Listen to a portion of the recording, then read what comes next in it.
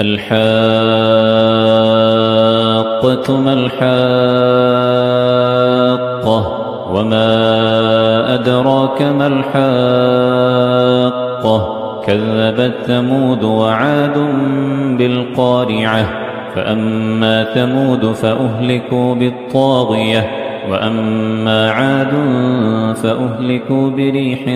صرصر عاتية سخرها عليهم 7 ليال و8 أيام حسوما فترى القوم فيها صرعا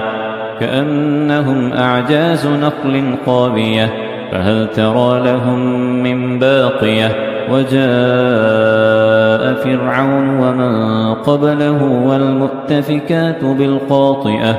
فعصوا رسول ربهم فأخذهم أخذة رابية إنا لما طغى الماء حملناكم في الجارية لنجعلها لكم تذكرة وتعيها أذن واعية فإذا نفخ في الصور نفخة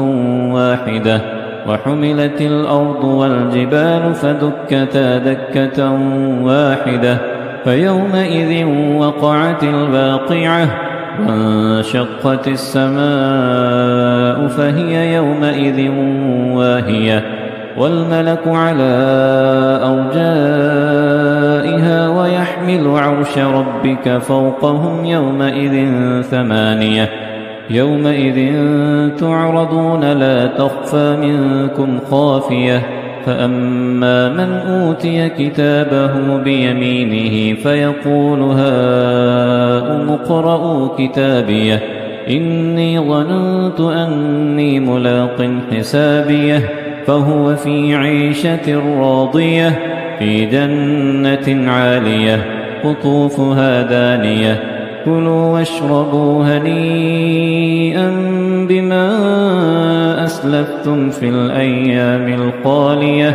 وأما من أوتي كتابه بشماله فيقول يا ليتني لم أوت كتابيه ولم أدر ما حسابيه يا ليتها كانت القاضية ما أغنى عني ماليه هلك عني سلطانيه خذوه فغلوه ثم الجحيم صلوه ثم في سلسلة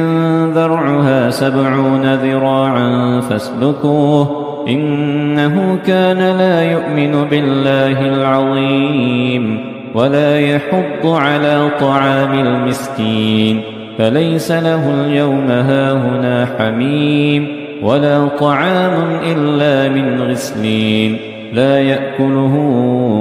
إلا الخاطئون فلا أقسم بما تبصرون وما لا تبصرون إنه لقول رسول كريم وما هو بقول شاعر قليلا ما تؤمنون ولا بقول كاهن قليلا ما تذكرون تنزيل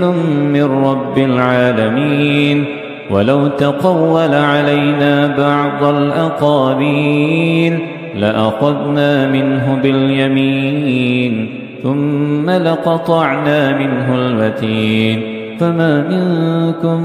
من أحد عنه حاجزين وإنه لتذكرة للمتقين وإنا لنعلم أن منكم مكذبين وإنه لحسرة على الكافرين وإنه لحق اليقين فسبح باسم ربك العظيم.